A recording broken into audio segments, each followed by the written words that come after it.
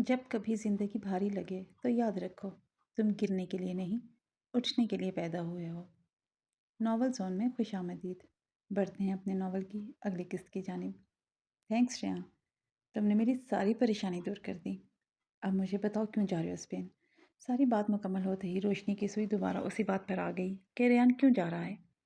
रोशनी, तुम मालूम किए बगैर तो चुप करके नहीं बैठोगी। मैं स्पेन विक्टर के काम के सिलसिले में जा रहा हूँ, वहाँ किसी से मिलना है। अगर विक्टर ठीक होता तो वो खुद चला जाता, लेकिन अब वो पूरे से ठीक नहीं हुआ, तो मुझे जाना है। तुम अपना ख्याल रखना, और जब मैं आऊँ तो मुझे ऐसे ही हंसती हुई मिलो, ओके। रियान ने ये कहा और जाने के लिए मुड़ा। लेकिन रियान वहाँ है कौन? रोशनी ने फिर पीछे से आवाज़ दी। ये मुझे भी नहीं पता। बाय, रियान ने जाते हुए ऊंची आवाज़ में कहा।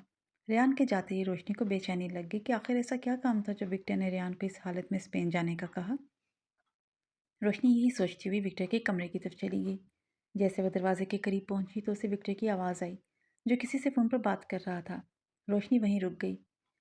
मैं अब ठीक हूँ, आपको परेशान होने की ज़रूरत नहीं है। ये मेरी और काया की जंग है, मैं इसे खुद लड़ना चाहता हूँ। आपकी पहले मुझ पर बहुत एहसानात हैं। अगर मुझे आपकी ज़रूरत पड़ी तो मैं ज़रूर बताऊँगा, और मैं बहुत जल्द आपके पास मिलने आऊँगा। ये कहते हुए विक्टर ने कॉल बंद कर दी। ये कौन हो सकता है जिससे विक्टर बड़ी तमीज़ से बात कर रहा था? रोशनी सोच में पड़ गई। उसने किचन की तरफ देखा और फिर विक्टर के कमरे की तरफ। किचन से सूप बनाकर वो विक्टर के कमरे की तरफ चली गई। जैसे कमरे में दाखिल हुई, विक्टर बेड से टेक लगाए किसी से मैसेज करने में मसरूफ़ था। रोशनी को आता देखकर विक्टर ने फ़ौरन फ़ोन साइड टेबल पर रख दिया। माय लव, कब से तुम्हें नहीं देखा था, कहाँ थी तुम? विक्टर ने रोशनी को आते देखकर कहा, जो सूप टेबल पर रख रही थी। ओह प्लीज़, ये फिल्मी डायलॉग मत मारो, रोशनी ने विक्टर को देखे बगैर कहा। तुम्हें ये फिल्मी डायलॉग लग रहे हैं जो मेरे दिल की आवाज़ है। बड़े अफसोस की बात है रोशनी, आज ही तुमने मुझे कहा कि तुम मुझसे मोहब्बत करती हो, और अभी कुछ ही देर में तुम मुझसे बोर हो गई हो। मेरी बातें तुम्हें फिल्मी डायलॉग लग रही हैं। विक्टर तंग करने के अंदाज में रोशनी को देखने लगा। ये सूप पी लो और ज़्यादा बातें ना करो। रोशनी ने बेड के किनारे पर बैठते हुए सूप विक्टर की तरफ किया। क्या मैं खुद पीऊँ ये सूप? देखो, मेरे हाथ में तो अभी इतनी जान भी नहीं है कि मैं चम्मच उठा सकूं।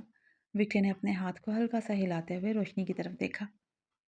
अच्छा, मैसेज तो तुम कर सकते हो, लेकिन चम्मच नहीं उठा सकते, रोशनी ने अपनी आंखें सुकेड़ते हुए कहा। हाँ हाँ हाँ, ये लगी ना मेरी रोशनी, जो सब कुछ देख लेती है। तो अब समझ जाओ ना कि मैं तुम्हारे हाथ से सूप पीना चाहता हूँ, विक्टर ने हंसते हुए कहा। सीधी तरह बोल देते, रोशनी ने ये कहते हुए सूप का चम्मच विक्टर की तरफ किया। अभी विक्टर सूप पीने लगा था कि उसके मोबाइल पर किसी की कॉल आई। स्क्रीन ऑन होते ही उस पर शीजा का नाम लिखा आ रहा था।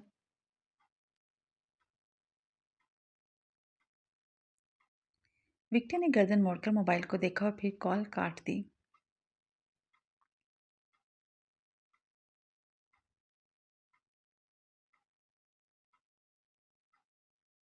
रोशनी ये सब देखते हुए खामोशी से विक्टर की तरफ देख रही थी कि वो कुछ बताएगा, लेकिन विक्टर कुछ नहीं बोला। रोशनी ने अपनी तवज्जो मोबाइल से हटाकर सूप विक्टर को पिलाने पर लगा दी। थोड़ी देर बाद ही मोबाइल स्क्रीन फिर रोशन हुई और उस पर शीजा का मैसेज आया। क्या हुआ रोशनी, मेरा मुंह यहाँ है। रोशनी मोबाइल को देखते हुए सूप का चम्मच दूसरी तरफ लेकर जा रही थी। विक्टर ने रोशनी का हाथ पकड़ते हुए उसे कहा। हाँ, वो मैं। रोशनी एकदम चौंक गई। विक्टर ने रोशनी के हाथ से चम्मच लेते हुए सूप के प्याले में रखा और रोशनी का हाथ अपने दोनों हाथों में छुपा लिया। तुम्हें मुझ पर शक हो रहा है? विक्टर ने रोशनी की आंखों में देखा। हाँ, हो सकता है, क्योंकि तुम्हारा माजी कौन सा पानी की तरह साफ है। रोशनी ये कहते हुए विक्टर के हाथ से अपना हाथ छुड़ा लिया। अच्छा, तो तुम एक दिन में मुझ पर शक करना शुरू हो गई। माना कि मेरा माजी पानी की तरह शफाफ नहीं है, लेकिन जब से तुम मुझे मिली हो, मैं तब से किसी लड़की से नहीं मिला। क्या ये तुम्हारे लिए काफ़ी नहीं? विक्टर ने रोशनी की तरफ देखा। नहीं काफ़ी, और अगर किसी दिन मुझे पता चला कि तुमने मेरे साथ चीट किया है, उस दिन रोशनी तुम्हारे लिए मर जाएगी। रोशनी कहते हुए सूप का प्याला पकड़े जाने के लिए मुड़ गई। रोशनी, रोशनी, विक्टर ने दर्द भरी आवाज़ दी। रोशनी ने फ़ौरन पीछे मुड़कर देखा तो विक्टर अपने सर को पकड़े बैठा था। क्या हुआ? विक्टर, तुम ठीक तो हो ना? रोशनी ने जल्दी से सूप का प्याला टेबल पर रखा और विक्टर की तरफ बढ़ी। विक्टर, प्लीज़ मुझे बताओ क्या हुआ है, मैं डॉक्टर को बुलाती हूँ। रोशनी विक्टर की यूँ तबीयत ख़राब होने पर घबरा गई और डॉक्टर को बुलाने के लिए जाने लगी तो विक्टर ने रोशनी को बाजू से पकड़ते हुए अपनी तरफ खींचा। रोशनी एक झटके के साथ विक्टर की बाहों में आ गई। क्या हुआ, इतनी परेशान क्यों हो गई थी? अभी तो कुछ और कह रही थी। विक्टर ने रोशनी के बालों में हाथ फेरते हुए उसकी तरफ देखा, जो फिर से सुर्ख हो रही थी। छोड़ो विक्टर, तुम इंतहाई बदतमीज़ भी हो। ऐसे भला कोई किसी को तंग करता है? इतना घटिया मजाक। रोशनी फ़ौरन उठ खड़ी हुई। विक्टर अब रोशनी की तरफ मुस्कुराते हुए देख रहा था। उसे रोशनी की हर अदा पर प्यार आ रहा था। मैं अपने कमरे में हूँ, अगर कुछ चाहिए तो मुझे बता देना। रोशनी अब विक्टर के पास ज़्यादा देर रुक नहीं सकती थी।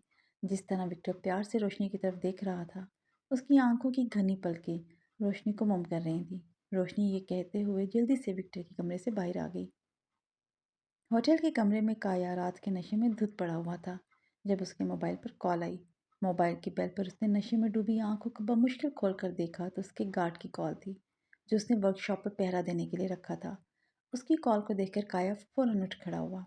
कॉल उठाने से पहले उसने गर्दन मोड़कर देखा तो उसके बेड पर एक रशियन लड़की गहरी नींद सो रही थी, जिसके साथ काया ने सारी रात अपनी कामयाबी का जश्न मनाया था। इससे नज़र हटाते हुए काया वॉशरूम की तरफ चला गया। हाँ बोलो, क्यों कॉल की है? काया ने गार्ड की कॉल उठाते हुए उससे कहा। व्हाट? ये तुम क्या कह रहे हो? गार्ड की बात सुनते ही काया का ब्लड प्रेशर सातवें आसमान को छू रहा था। और रेयान, जिसको मैंने अपने घर बंद किया था, वो? काया का अगला सवाल ही रेयान का था। और रेयान के बारे में सुनते ही काया ने गुस्से से फ़ोन सामने शीशे को दे मारा। ये सब कैसे हो गया? कैसे हो गया? विक्टर तो तकरीबन मर चुका था और रेयान को कौन छुड़ा कर ले गया? ये सब सोचते हुए काया ने अपना सर पकड़ लिया। अभी वो इस सदमे से बाहर ही नहीं आया था कि उसके रूम की बेल हुई। काया कपड़े तब्दील किए बगैर शॉर्ट्स में तेज़ी से चलता हुआ दरवाजे के पास आया। दरवाज़ा खोलते ही काया को सामने वेटर दिखाई दिया, जिसने एक ट्रे में, जिसके ऊपर वेलवेट का कपड़ा था, उसके ऊपर रखे एक लेटर को उठाकर काया की तरफ किया। सर, ये आपके लिए आया है। बताया गया है कि ये बहुत ज़रूरी है, इसलिए मैं देने आ गया। डिस्टर्ब के लिए सॉरी। वेटर ने ये कहते हुए लेटर काया को दिया और वहाँ से चला गया। काया ने दरवाज़ा बंद किया और लेटर को खोलते ही उसकी आंखें फटी की फटी रह गईं। बाप की नाफरमानी करके तुमने बहुत गलत किया है। अब नतीजे के लिए तैयार रहो। तुमने जो गलती की है, अब उसकी सज़ा पूरा लॉस एंजलिस कैलिफोर्निया देखेगा। लेटर पढ़ते ही काया के हाथ से वो पेपर गिर गया। उसने जल्दी से अपना कोट उठाया और परेशानी और घबराहट की वजह से काया ने उसी शॉर्ट्स के ऊपर कोट पहना और कमरे से बाहर आ गया। पाँव में जूती नहीं थी और कोट के नीचे शॉर्ट्स पहनी हुई थी। होटल का हर फर्द काया को बड़े गौर से देख रहा था। कुछ तो हंस भी रहे थे। स्पेन पहुंचते ही रेयान ने जेब से फ़ोन निकाला और उस पर एड्रेस देखा और साथ ही फ़ोन नंबर था जो विक्टर ने रेयान को दिया था। रेयान एयरपोर्ट पर ही खड़ा था। उसने अपने फ़ोन से वो नंबर मिलाया। ठीक पहली बेल के बाद दूसरी तरफ से रिसीव हुआ। हाय, मुझे विक्टर ने आपके पास भेजा है। रेयान ने बात मुकम्मल की तो दूसरी तरफ किसी निस्वानी आवाज़ ने मिलने के लिए एड्रेस बताया और फ़ोन बंद कर दिया। रेयान ने कॉल बंद होते ही फ़ोन को देखा और अपने आईब्रो ऊपर किए। विक्टर से इसी किस्म की उम्मीद थी। रोशनी पागल है, ये कहते हुए रेयान ने मोबाइल को दोबारा पॉकेट में रखा और टैक्सी लेते हुए लड़की की बताई हुई जगह के लिए निकल गया। थोड़ी देर बाद ही रेयान स्पेन के साहिल के पास बने रेस्टोरेंट के बाहर खड़ा था। उसके मोबाइल पर मैसेज की टोन हुई। रेयान ने टैक्सी वाले को पैसे दिए और साथ ही पॉकेट से मोबाइल निकाला, जिस पर उसी नंबर से मैसेज आया था, टेबल नंबर 14। रेयान ने हैरत से मैसेज की तरफ देखा। विक्टर के लोग भी उसी की तरह हैं। उसे भी पहले से पता चल गया है कि मैं पहुंच गया हूँ। खैर, देखते हैं कि आगे क्या होता है। रेयान ने मोबाइल दोबारा पॉकेट में डाला और होटल के अंदर चला गया। टेबल नंबर 14 पर पहुंचते ही उसने कुर्सी पर बैठी लड़की को देखा, जिसकी पुश्त रेयान की तरफ थी। उसने खुद को पूरे कपड़ों से कवर किया हुआ था। रेयान अपने गले को खनकारते हुए टेबल के पास आया। हाय, आई एम रेयान। रेयान ने उस लड़की की तरफ हाथ किया जिसने अपने चेहरे को ढांपा हुआ था। Have a seat. लड़की ने रेयान को हाथ मिलाने के बजाय उसे बैठने का इशारा किया। रेहान काफ़ी शॉक्ड हुआ, लेकिन उसने इस बात को इग्नोर किया और कुर्सी पर बैठ गया। विक्टर ने आपको सब बता दिया होगा कि आपने यहाँ आकर क्या कहना है, लड़की बोल रही थी, लेकिन रेहान उसकी ब्राउन आंखों को देख रहा था जिसमें लाली पड़ी हुई थी, जैसे वो कितनी रातों से सोई ना हो। नहीं, मुझे विक्टर ने नहीं बताया। उसने कहा है कि मैं आपसे मिल लूँ, आप सब मुझे बता दोगी। विक्टर रेहान को सब बता चुका था, लेकिन उस लड़की के सामने बैठकर खुद उसकी बात सुनना चाहता था। मुझे अपने शौहर से छुटकारा हासिल करना है, लड़की ने मुख्तसर सा कहा। तो आप तलाक भी तो ले सकती हैं। रेहान एक हाथ कुर्सी पर रखे दूसरा बाजू कुर्सी के हैंडल पर रखे लड़की के एक एक लफ्ज़ पर गौर कर रहा था। नहीं ले सकती मैं उससे तलाक। क्यों नहीं ले सकती तलाक, कोई वजह? रेहान ने फिर से सवाल कर दिया। ये बहुत लंबी स्टोरी है। लड़की ने रेहान की तरफ देखा तो मुसलसल उसकी तरफ देख रहा था। मेरे पास बहुत वक्त है, आप बता सकती हैं। रेहान ने लड़की को अपनी तरफ देखते हुए आगे से जवाब दिया। रेहान के जवाब पर लड़की ने अपने कवर किए हुए मुंह के अंदर दांतों को पीसा और एक गहरा सांस लिया और साथ ही उसने अपने चेहरे से पर्दा हटाया जिससे उसने चेहरा छुपाया हुआ था। लड़की के चेहरे को देखते ही रेहान एकदम गुस्से में आ गया। लड़की के चेहरे पर चाकू से कट लगे हुए थे। I am sorry. रेहान अपनी कही हुई बातों पर शर्मिंदा हो रहा था। It's okay. ये सब देखने के बाद अब आप मुझसे कोई सवाल नहीं करेंगे। अब आप कैसे मेरी मदद कर सकते हैं ये मुझे बताएं। अगर विक्टर ने आपको भेजा है तो इसका मतलब कि आपके पास कोई प्लान होगा। लड़की ने दोबारा अपना चेहरा ढांप लिया। क्या आप अपना नाम बता देंगी ताकि मुझे बात करने में आसानी हो? रेहान ने बात करते हुए कहा। शीज़ा नाम है मेरा। शीज़ा। देखो शीज़ा, मैंने यहाँ आने की इसलिए हामी भरी थी कि मैं आपको समझा दूँ कि हर मसले का हल कत्ल गारत नहीं होता। लेकिन आपकी हालत देखकर मुझे अब लगा कि विक्टर ने ठीक कहा था। आप बेफिक्र हो जाएं। वो शख्स आपको आज के बाद तंग नहीं करेगा क्योंकि वो अब इस दुनिया में नहीं रहेगा। शायद मेरे हाथों से ही पहला कत्ल होगा। रेहान ये कहते हुए वहाँ से उठ खड़ा हुआ। लेकिन मुझे यहाँ से जाना है, मैं अब यहाँ नहीं रह सकती। रेहान को यूँ उठता देखकर शीज़ा ने उसकी तरफ देखा। क्या मतलब, आप यहाँ नहीं रहना चाहती? रेहान ने हैरत से कहा, क्योंकि विक्टर ने उसे नहीं कहा था कि वो उसे अपने साथ लॉस एंजलिस लेकर आए। हाँ, मैं अब यहाँ नहीं रहना चाहती क्योंकि जब सब काम हो जाएगा मेरा यहाँ रहना मुश्किल हो जाएगा। और वैसे भी मैं उसके इस तशद्दुद के बाद उसका घर छोड़ आई हूँ। शीज़ा ने अपने हाथों को देखा, वहाँ भी जख्म थे। रेहान को समझ नहीं आ रही थी कि वो अब क्या करे। उसका एक हाथ कमर पर था और दूसरे हाथ से माथे को मसल रहा था। ओके ठीक है, आपको अपने शौहर के साथ नहीं रहना तो ठीक है, लेकिन अगर आप उनके साथ नहीं होंगी तो मुझे उनकी डेली रूटीन का कैसे पता चलेगा? वो कहाँ जाता है, किससे मिलता है? ये मैं ऐसे नहीं जान सकता। इसके लिए आपको उनके साथ रहना होगा। और दूसरी बात, जब आपके शौहर के साथ कुछ ऐसा हुआ, मतलब उनकी मौत, तो उस वक्त आपका घर में होना लाजमी है, नहीं तो साफ शक आप पर जाएगा। रेहान ने शीज़ा की तरफ देखा जो रेहान की ही तरफ देख रही थी। ठीक है, जैसा तुम कहो। शीज़ा ने मुख्तसर सा जवाब दिया और चुप कर गई। ठीक है, हमारा कॉल पर रब्ता रहेगा। मुझे अब इजाज़त दें, रेहान ने कहा और जाने के लिए मुड़ा। क्या तुम मेरी मदद नहीं करोगे? शीज़ा की आवाज़ पर रेहान ने पीछे मुड़कर देखा। कहा तो है कि आपका काम हो जाएगा। रेहान ने हैरत से शीज़ा को देखा जिसने आंखों के इशारे से अपनी टांगों की तरफ इशारा किया। क्या मतलब, आप चल नहीं सकती? रेहान हक्का बक्का वहाँ खड़ा शीज़ा को देख रहा था। इतनी प्यारी लड़की टांगों से माजूर है। हाँ, कुछ टाइम के लिए। जब मेरे शौहर ने मुझ पर तशद्दुद किया तो उसने मुझे सीढ़ियों से धक्का दिया था जिससे मेरी टांगों पर चोटें लगी और मैं वक्ती तौर पर चल नहीं सकती। जैसे ही ठीक होंगी मैं चल सकूंगी। शीज़ा अपनी टांगों पर हाथ फेरते हुए रेहान से बात कर रही थी। ओह अच्छा, रेहान ने गहरा सांस लिया। आए, मैं आपको व्हीलचेयर पर बैठने में आपकी मदद करता हूँ। रेहान ने हाथ आगे किया। शीज़ा ने एक नज़र रेहान पर डाली और फिर रेहान का हाथ पकड़ते हुए उठने की कोशिश की, लेकिन घुटनों पर जोर नहीं दे पाई और गिरने ही वाली थी कि रेहान ने आगे बढ़कर शीज़ा को कमर से थामा। शीज़ा अब रेहान के सीने के साथ लगी हुई थी। एक लम्हे के लिए रेहान साकत हो गया। मुझे चेयर पर बैठना है। शीज़ा की आवाज़ पर रेहान चौंक गया। ओह आई एम सॉरी। रेहान ने शीज़ा को कमर से थामते हुए पास पड़ी चेयर पर बिठा दिया। प्लीज़ मैं आपको गाड़ी तक छोड़ देता हूँ। रेहान ये कहते हुए शीज़ा की व्हीलचेयर को थामते हुए रेस्टोरेंट से बाहर की तरफ आया। आपकी गाड़ी कहाँ है? रेहान ने जब बाहर कोई गाड़ी नहीं दिखी तो शीज़ा को कहा जो अपने फ़ोन पर मसरूफ़ थी। आने वाली है। मैंने कॉल की है, ड्राइवर लेकर आ रहा है। उसने मोबाइल पर मैसेज करते हुए रेहान को जवाब दिया। ओके। रेहान ने अपनी जेबों में हाथ डाला और सड़क की तरफ देखा। थोड़ी देर में ब्लैक कलर की गाड़ी आकर रुकी। गाड़ी से ड्राइवर बाहर आया। ठीक है, मुझे बता देना क्या करना है। ये कहते हुए शीज़ा ने अपने ड्राइवर की तरफ देखा जो उसकी तरफ आ रहा था। रेहान ने शीज़ा की बात का जवाब नहीं दिया। वो ड्राइवर की तरफ देख रहा था तो एक ब्लैक मैन था। उसने आते ही रेहान के हाथों से शीज़ा की व्हीलचेयर ली और गाड़ी की तरफ चला गया। रेहान खड़ा शीज़ा और उसके ड्राइवर को देख रहा था। ड्राइवर ने गाड़ी का दरवाज़ा खोला और शीज़ा को दोनों बाजू से पकड़ते हुए उठाने की कोशिश की। रेहान जो ये सब कुछ देख रहा था उसने फ़ौरन ड्राइवर को रोकने के लिए आवाज़ दी। रेहान की आवाज़ पर शीज़ा ने गर्दन मोड़ कर रेहान की तरफ देखा जो अब उसके पास आ गया था। छोड़ो, तुम गाड़ी ड्राइव करो, ये तुम्हारा काम है। रेहान ने ड्राइवर को कहा और वह वहाँ से हट गया और गाड़ी की ड्राइविंग वाली सीट की तरफ चला गया। रेहान ने शीज़ा को सहारा दिया और गाड़ी में बिठा दिया। ड्राइवर से ड्राइविंग का काम लिया जाए तो ज़्यादा बेहतर रहता है। रेहान की बात पर शीज़ा रेहान को गौर से देख रही थी।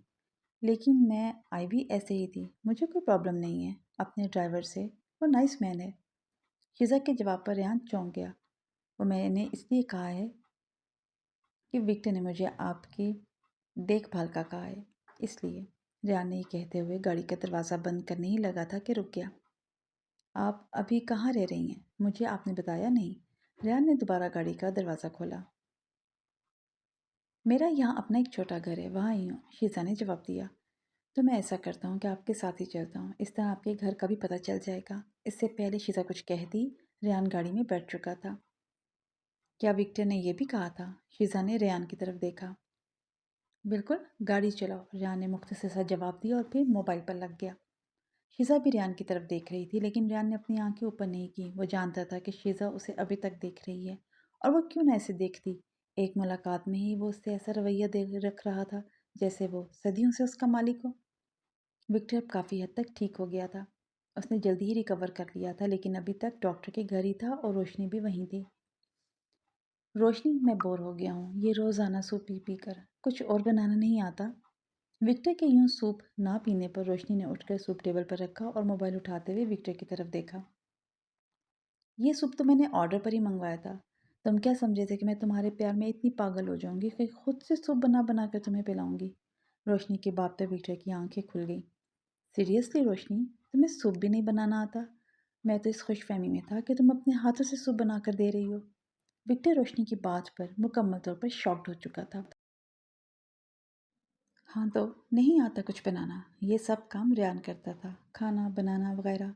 तुमने क्या समझा कि मैं वो रिवायती औरतों की तरह तुम्हारी सेवा करूँगी? ये मॉडर्न दौर है, जब यहाँ सब कुछ बाहर से मिल रहा है तो घर में बनाने की क्या ज़रूरत है? मोबाइल पर ऑर्डर करते हुए विक्टर की तरफ देखे बगैर वो बात कर रही थी। अच्छा, तो सब कुछ बाहर से मिल जाता है, इसका मतलब कि मैं फिर भी अपनी बाहर वालियों को फिर से बुला लूँ, क्योंकि बाहर से तो सब मिलता है। विक्टर की बात पर रोशनी ने मोबाइल से नजरें हटाते हुए खूनखार नज़रों से विक्टर की तरफ देखा। क्या कहा? हाँ, फिर से बोलना। रोशनी ने बात करते हुए विक्टर की टांग को जोर से दबाया जहां जख्म पर पट्टी की हुई थी। उफ रोशनी, यार क्या कर रही हो? दर्द हो रहा है। विक्टर दर्द से बोल उठा। अब जाओगे बाहर किसी लड़की की तरफ? रोशनी ने दोबारा जोर दिया। अच्छा अच्छा, नहीं जाता, बस छोड़ो। विक्टर ने रोशनी के हाथ पर अपने हाथ रखते हुए कहा। हाँ ठीक है, अब कभी सोचना भी नहीं, वरना तो तुम्हारी मौत मेरे हाथों से ही होगी। रोशनी कहते हुए उठी थी कि विक्टर ने रोशनी का हाथ पकड़ लिया।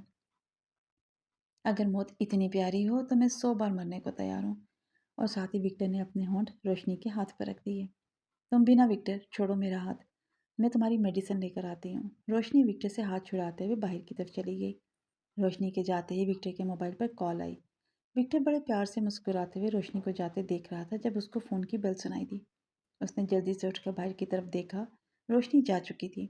विक्टर बेड से नीचे उतरा और जाकर दरवाजे को लॉक किया और साथ ही कॉल उठा ली। हेलो, मैं ठीक हूँ। आप? नहीं, मैं अभी नहीं आ सकता। हाँ, वो भी ठीक नहीं, इतनी जल्दी नहीं। अभी तो वो मुश्किल से मानी है, मैं मज़ीद उस पर दबाव नहीं डाल सकता। थोड़ा इंतज़ार कर लें, ऐसे काम हो जाएगा, मैं आपको बता दूंगा। मुश्किल काम में देर लगती है और ये काम भी इतना आसान नहीं है। हम इसके बारे में बाद में बात करते हैं। अभी विक्टर बात ही कर रहा था कि रोशनी ने दरवाजे पर दस्तक दी। ओके, मैं फ़ोन रखता हूँ, फ्री होकर बात करता हूँ। विक्टर ने जल्दी से कॉल बंद कर दी। उसने जल्दी से फ़ोन टेबल पर रखा। विक्टर, रोशनी ने दोबारा दस्तक दी। विक्टर चलता हुआ दरवाजे के पास आया और दरवाज़ा खोला। तुमने दरवाज़ा क्यों बंद किया? क्या कर रहे थे तुम? रोशनी ने अंदर आते ही अपनी नज़र कमरे के चारों तरफ डालते हुए कमरे का जायज़ा लिया। रोशनी, कमाल है, अभी तुम कह रही थी कि तुम रिवायती औरतों की तरह नहीं हो और अब एक बीवी की तरह रिएक्ट कर रही हो। मैं कपड़े तब्दील करने के लिए उठा था, इसलिए कमरा लॉक कर दिया। अब खुले दरवाजे के साथ तो कपड़े नहीं बदल सकता। विक्टर ने बड़े अच्छे से सूरत हाल को संभाल लिया और वो हमेशा ही ऐसे ही बगैर शक पैदा किए सूरत हाल को अपने हाथ में कर लेता था। लेकिन इस बार उसके सामने रोशनी थी जो वो भूल गया था। ओह अच्छा, ठीक है, मैं समझी। अभी रोशनी पूरा बोल नहीं पाई थी कि विक्टर रोशनी के करीब आ चुका था। तुम्हारा शक और प्यार मेरी जान ले जाता है। विक्टर ने रोशनी के बालों को छूते हुए उसकी आंखों में देखा। और तुमसे ज़्यादा चालाक मैंने अपनी ज़िंदगी में नहीं देखा, जो बात को अच्छे से टाल लेता है। रोशनी ने अपना हाथ विक्टर के सीने पर रखते हुए उसे कहा। रोशनी की बात पर विक्टर मुस्कुरा दिया। तुम्हारी यही अदाएं जिस पर मैं फ़िदा हो गया था। विक्टर रोशनी की तरफ देख रहा था जो टेबल पर मेडिसिन रख रही थी। मैं कल चली जाऊंगी, तुम अब काफ़ी बेहतर हो, इसलिए अपने होटल चले जाना। और हाँ, कमरे में तुम्हारे कपड़े नहीं हैं, जाते हुए मार्केट से ले लेना। रोशनी ने विक्टर की तरफ देख के बगैर बोला और वो बाहर की तरफ निकल गई। उफ, फंस गया, विक्टर ने दिल में सोचा। घर में तो कोई अलमारी ही नहीं है तो कपड़े कहाँ से आएंगे। अब रोशनी को मनाना भी पड़ेगा। विक्टर को पता चल गया था कि रोशनी पर उसका ये बहाना नहीं चला। काया गाड़ी लेकर जल्दी से वर्कशॉप पहुंचा। गाड़ी में बैठते ही उसने अपनी वर्कशॉप को एक पुराने खंडर में बना देखा, जहां कुछ गार्ड्स की लाशें जलकर राख बन चुकी थी। काया ने गुस्से से स्टीयरिंग पर हाथ मारा और गाड़ी स्टार्ट करते हुए घर की तरफ रवाना हो गया। अपने बंगला के पास पहुंचते ही उसने गाड़ी बाहर खड़ी की और जैसे गेट के अंदर आया, वहां उसके दोनों सिक्योरिटी गार्ड्स की लाशें पड़ी थी, जिनको वो सालों से पाल रहा था। उनको देखते हुए आगे अंदर की तरफ गया तो वहां भी 4 के 4 बंदों की लाशें पड़ी थी, जिनकी बॉडी और पावरफुल बनाने के लिए काया ने लाखों पैसा खर्च किया था। ये सब देखने के बाद जब काया अपने कमरे में गया जहां उसने रेहान को बांध कर रखा था, वहां अब रस्सियों के सिवा कुछ नहीं था। काया गुस्से से आग बगोला हो रहा था। वो जाकर कुर्सी पर बैठ गया। उसके आंखों के सामने विक्टर का वो लेटर आ रहा था जिसमें उसे खुली धमकी दी गई थी। अपने दांतों को चबाते हुए अपने हाथों की मुट्ठी बनाए अपने गुस्से को कंट्रोल कर रहा था। काया के हाथ अब खाली हो चुके थे। रोशनी पहले ही उसके पास से चली गई थी। रेयान को उसने खुद अपने हाथों से गवा दिया था और जो गार्ड उसने अपनी हिफाजत के लिए तैयार किए थे अब उनकी लाशें बाहर पड़ी थी। मायूसी और हार काया को पागल कर रही थी। खुद को गुस्से पर काबू पाते हुए उसने अपने टेबल का दराज खोला और उसमें से दूसरा फ़ोन निकाला। अपना फ़ोन तो वो होटल के वॉशरूम में ही तोड़ आया था। फ़ोन निकालती काया ने एक नंबर मिलाया। फ़ोन रिसीव होते ही काया ने फ़ोन करने वाले को रेस्टोरेंट में आने का कहा। विक्टर, अब मैं लड़ाई तुम्हारे मुताबिक ही चलूंगा और इसमें हार तुम्हारी होगी और इस हार को तुम खुद अपने गले डालोगे। काया ने फ़ोन टेबल पर रखा और कुर्सी से टेक लगाकर चेहरे पर शैतानी मुस्कुराहट लिए विक्टर को बर्बाद करने का प्लान बना चुका था।